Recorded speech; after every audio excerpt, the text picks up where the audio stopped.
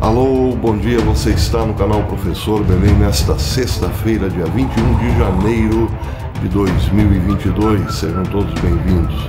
Uma notícia triste para nós brasileiros. Faleceu hoje a mãe do presidente Jair Bolsonaro.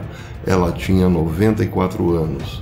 Fica aqui, portanto, o nosso conforto à família, pedindo a Deus que conforte a todos, especialmente ao presidente Jair Bolsonaro. Dia triste também para o futuro da humanidade. Estão reunidos hoje em Genebra para discutir a crise da Ucrânia, Estados Unidos e Rússia. Estados Unidos representado por Antony Blinken e a Rússia por Sergei Lavrov. É um dia triste porque esta é a segunda cúpula em 11 dias para resolver o problema e não será resolvido. Daí porque a nossa tristeza. São apenas jogos de bastidores que não darão em nada, porque as exigências de ambos os lados não são comunicantes entre si. Ou seja, existem monólogos dos dois lados que jamais se encontram. As exigências da Rússia não serão atendidas e os Estados Unidos, com ameaças, não conseguirão impor a diplomacia neste caso. O que chamou a atenção antes do encontro entre Blinken e Lavrov, que não sabemos ainda o resultado, foram as duas palavras do secretário de Estado norte-americano. Ele disse que se a Rússia invadir a Ucrânia, haverá uma resposta unida, rápida e severa. Ele disse também, abre aspas, estamos enfrentando tempos difíceis e resolvê-lo não será feito facilmente ou rapidamente. Não espero que resolvamos o problema em Genebra. Ou seja, um encontro já marcado por essa perspectiva de ambos os lados, de que não haverá acordo. Disse também Blinken, abre aspas, podemos, no entanto, avançar no entendimento mútuo, isso se a Rússia diminuir as tensões no terreno. Bem, de todas essas frases de Blinken, claro, a que mais impactou foi ameaçar a Rússia de uma resposta unida, rápida e severa. O que seria uma resposta unida, rápida e severa?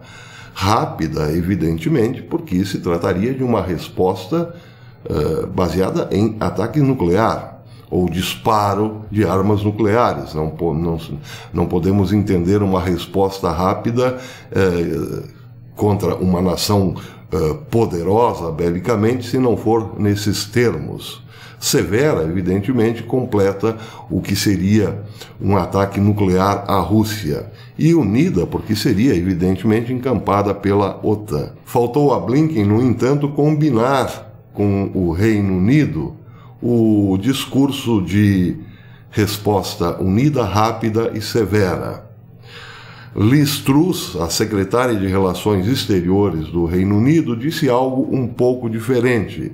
Ela disse, um ataque russo ao território ucraniano pode levar a um conflito prolongado, com perdas de vidas semelhantes ao que desencadeou a invasão soviética do Afeganistão em 1979. E acrescentou, o Kremlin não aprendeu com as lições da história.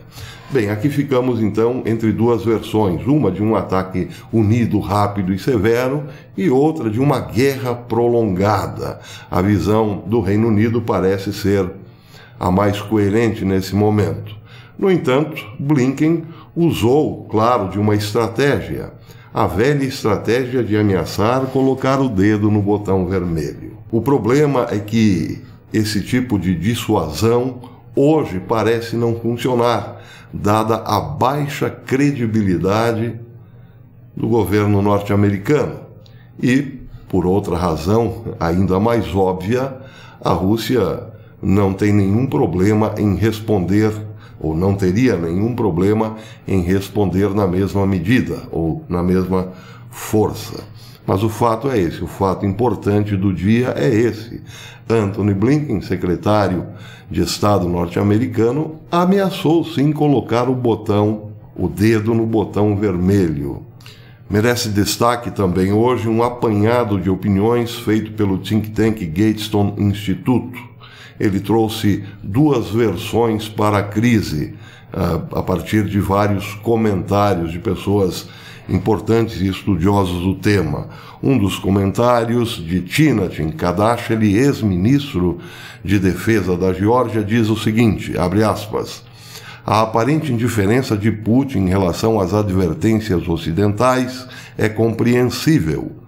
Putin tem ouvido as mesmas promessas vazias de ação, normalmente acompanhadas de expressões de grande preocupação desde a invasão russa da Geórgia em 2008, como esta de Antony Blinken hoje.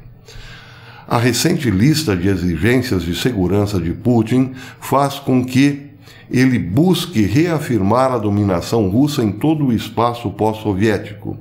Isso aumentará as reivindicações da Rússia ao status de superpotência, expondo a incapacidade das potências ocidentais de cumprir as suas promessas.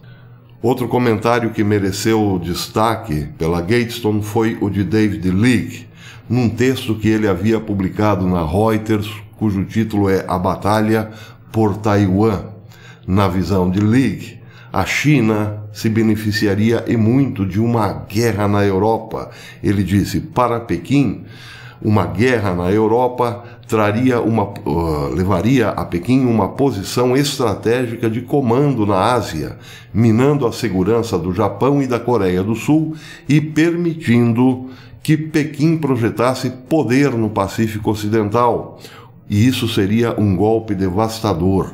De um golpe, disse ele, os Estados Unidos perderiam o seu status de potência proeminente na Ásia, de acordo com a maioria dos especialistas militares americanos e regionais. Por fim, merece destaque também o comentário de Michael Schuman, estudioso das relações bilaterais China e Estados Unidos. Ele diz que Ucrânia e Taiwan hoje mostram como é fraca a política externa norte-americana. E esta fraqueza, diz ele, pode levar o mundo a uma nova era de conflito e instabilidade. Os Putins e Xi Jinpings do mundo estão sondando as fraquezas americanas, observando os resultados e calculando seus próximos passos. Bem, isso tem muito a ver com o meu vídeo de ontem. Eu dizia que um dos possíveis passos para este imbróglio causado por uma má política externa dos Estados Unidos poderia nos afetar. Nós poderíamos ser, nós aqui no Brasil, a próxima Ucrânia. Mas, claro, deveria ter falado também em Taiwan. Parece que estamos chegando num momento em que, se correr, o bicho pega, se ficar, o bicho come. Os Estados Unidos entraram num lodaçal por mera incapacidade das suas lideranças, principalmente militares da área de estratégia. Alguém me perguntou ontem, aqui no canal, o que acontece em relação à China, já que a Rússia poderia sim estar de olho em toda a América do Sul. Bem, a Rússia, nesse caso, poderia ser simbolizada pela espada. Se ela colocar super bases militares na América do Sul, evidentemente que mais cedo ou mais tarde se voltará contra o Brasil. Seria o símbolo da espada. Já a China está aqui há muito tempo, com outro símbolo, o símbolo da balança. Da balança comercial. A China já comprou muita coisa no Brasil, na Argentina, no Chile, na Bolívia, pois é, na Venezuela também, evidentemente, e daí só bastaria, no entanto, portanto, a espada para que a hegemonia do comunismo se estabelecesse definitivamente no continente. Bem, claro que esta crise deveria sobrar em algum momento para Donald Trump. Gente no governo norte-americano já está acusando Donald Trump de ser o responsável por essa crise, por ter retirado os Estados Unidos do Tratado das Forças Nucleares de Alcance Intermediário, ou seja, um tratado assinado por Ronald Reagan e Gorbachev ainda no tempo da Guerra Fria, que colocava fim fazia uma moratória, por assim dizer, dos mísseis de médio e curto alcance em toda a Europa. Donald Trump, uma vez no poder, saiu deste acordo e agora está sendo acusado de ter permitido que esse conflito acontecesse na Ucrânia, o que de fato não tem nada a ver. O que Donald Trump fez foi sair de um acordo que não era respeitado, que aliás nunca foi respeitado. Foi durante um tempo para efeito midiático, mas de prático mesmo esse acordo não existia, nunca existiu, assim como nunca existiu de fato o acordo nuclear dos Estados Unidos com o Irã. Seja como for, os Estados Unidos da era Biden deixaram um mundo mais perigoso ou mais à mercê dos inimigos da liberdade e da democracia. Vejam, por exemplo, o caso do Afeganistão. Ali já estava dado o recado aos mais radicais do Islã. Nós, americanos, não estamos interessados em preservar a liberdade dos povos. Portanto, vamos deixar aqui o Afeganistão na mão dos grupos como Al-Qaeda, por exemplo. Outro recado, este não dado diretamente, mas com insinuações, é em relação a Taiwan. Se os Estados Unidos derem Taiwan para a China, estarão decretando também, como disse Schuman, o fim do Japão e da Coreia do Sul. Mais um abandono de aliados. Não obstante, como disse ontem, está deixando toda a América do Sul para a Rússia, mas, como disse um amigo do canal, também para a China. Tudo isso com a anuência de uma política desastrada dessa boa gente que tomou de assalto a Casa Branca. Então, nesse caso, reforça-se ainda mais a visão de Schuman. A Ucrânia é só um laboratório para que os ditadores do mundo percebam como e de que forma tomarão o mundo como seu. É isso aí. Agora é só esperar. Haverá uma guerra na Europa? É muito provável que sim. E esta guerra, enquanto destrói parte do continente europeu, acrescenta aos seus autores terras na periferia. Como Taiwan, Brasil, Colômbia, etc. e tal. Por enquanto é isso. Até depois. Aliás, vou ficar aqui aguardando o resultado de mais esta cúpula fadada ao fracasso. Nos vemos.